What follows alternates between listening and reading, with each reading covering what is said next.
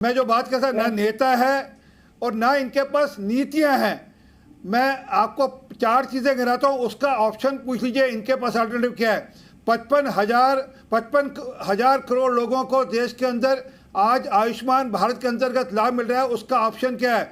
11,000 करोड़ लोगों को किसान सम्मान निधि मिल रही है, उसकी ऑप्शन क्या है। 4 करोड़ लोगों को सिर पे 4,000 करोड़ लोगों को सिर पे छत दे दी, उसकी ऑप्शन क्या है। आज देश के अंदर गैस के चूल्हे दे दिए 10,000 करोड़ से ऊपर, उसके ऑप्शन क्या है इनके पास। उत्तर दे दूं इनकी बात का। जी ठीक है, बोलिए महिमा जी। बात का उत्तर दे दूं। ये देखिए बड़ी रोचक बात है कि अपने बारे में तो बात नहीं करेंगे, बिहार और महाराष्ट्र में इनके यहाँ क्या हो रहा है उसका अभी कुछ पता नहीं है। आपने मुझसे पूछा कि हमारे एलाइज क्यों चले गए बिहार के, वो इसलिए चले गए क्योंकि भाजपा की आदत है लोकतंत्र के अंदर जनमत से छेड़छाड़ करते रहने की, और वो छेड़छाड़ इन्होंने वहां पर की। लेकिन बिहार और महाराष्ट्र का फॉर्मूला अभी तक भाजपा तो हमें नहीं बता पाई है। और हरियाणा के अंदर बड़ी रोचक बात है, इसे समझने की आवश्यकता है। हरियाणा के अंदर भाजपा जो है अभी तक ऐसा समझ में आया कि अकेले चुनाव लड़ने जा रही है। वहां जेजेपी का क्या होने वाला है, दुष्यंत चौटाला क्या करने वाले हैं, क्योंकि अभी तक जो इशारा मिल रहा है कि हरियाणा में भाजपा अकेले चुनाव लड़ने जा रही है। जजपा के सफाई की शुरुआत कर चुकी है भाजपा, और वो आने वाले हरियाणा के चुनाव में भी दिख जाएगा। तो इसलिए भाजपा अपने अलायंस के साथ क्या करती है, इनके सहयोगी तो 16 सहयोगी पिछले 10 वर्ष में नरेंद्र मोदी जी के शीर्ष पे आने के बाद से छोड़ के जा चुके हैं भाजपा का साथ जी।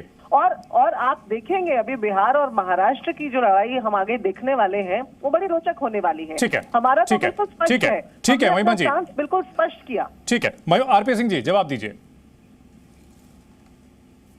इनका अपना घर संभल रहा है। हिमाचल के अंदर विक्रमादित्य ने बगावत का झंडा खड़ा किया हुआ है, 6 विधायकों को इन्होंने सस्पेंड कर दिया। आपको टोका नहीं बहन, मैंने महिमा बहन अच्छी बात नहीं, मैं आपको टोक सकता 10 बार, अच्छी बात नहीं।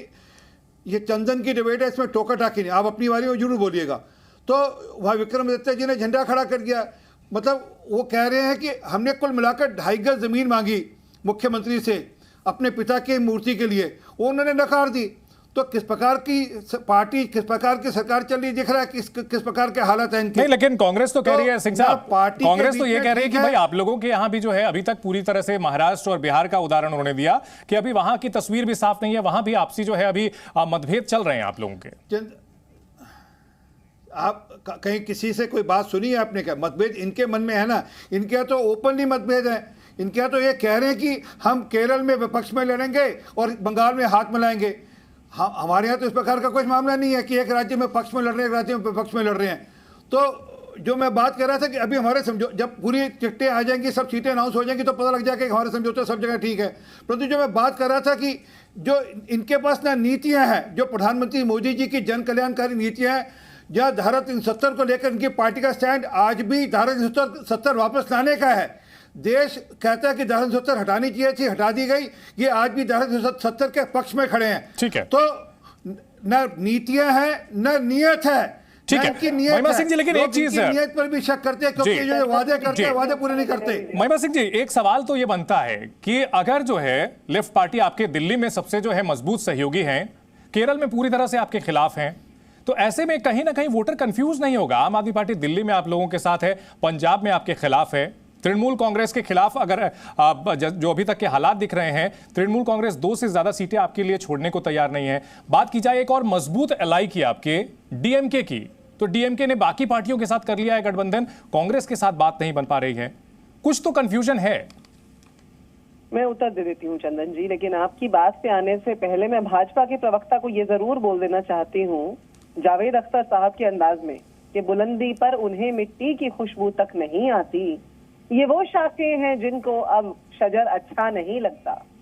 किसान आंदोलन जो चल रहा है हरियाणा पंजाब के बॉर्डर पर इस समय, और पंजाब से लेकर दिल्ली तक की सड़कों का जो हाल है, आज हरियाणा हाईकोर्ट ने चेताया और सरकार को बोला कि आप किस तरह से गोलियां बरसते हैं हमारे किसान पर। ये यहाँ जिन स्कीम्स का हवाला दे रहे हैं, आज प्रधानमंत्री ने अपने भाषण में बोला कि हम विकास के खिलाफ हैं। उन्होंने बोला कि हर घर जल योजना, पीएम आवास योजना में हम रोड़ा बन रहे हैं। अरे कॉम्प्ट्रोलर ऑडिटर जनरल की जब रिपोर्ट बाहर आई चंदन जी, तो उसमें ये स्पष्ट हो गया था 3 योजनाओं के बारे में, 7 योजनाओं के बारे में था वैसे, लेकिन 3 हर घर योजना, पीएम आवास योजना और आयुष्मान योजना का तो जो है वो कच्चा चिट्ठा सबके सामने आ गया, लेकिन हुआ क्या, उस अधिकारी के ऊपर कार्रवाई जिसने वो रिपोर्ट बाहर लेकर आई थी। तो अभी ये जब भाजपा के प्रवक्ता बात कर रहे थे, बड़ी बड़ी ऊंची ऊंची बातें ये करते हैं और बड़े बड़े आंकड़े बताते हैं, उस समय ये न तो बिहार पे न महाराष्ट्र मणिपुर के नहीं, लेकिन महाराष्ट्र और बिहार को लेकर के महिमा जी, महाराष्ट्र और बिहार को लेकर के कोई ऐसी बयानबाजी अगर आपकी आ रही हो तो कोट करके बताएं कि किसी नेता का ऐसा कोई बयान हो जो कि खिलाफ जा रहा हो एक दूसरे के, जबकि आपकी पार्टी की ओर से जो है बयानबाजी आती है। कुछ दिनों पहले तो कमलनाथ जी के भी पार्टी छोड़ने की चर्चा हो रही थी। फिर क्या हुआ, अंततः क्या हुआ चंद्र जी? शुक्रिया आपका कि आपने इस बात को उठाया, क्योंकि देखिए ये घटनाक्रम काल्पनिक है, जैसा कहा जाता है ना, तो कल्पना में आप जो मर्जी कर सकते हैं। इट कैन बी फैंटेसी और it can be fanaticism, surely journalism.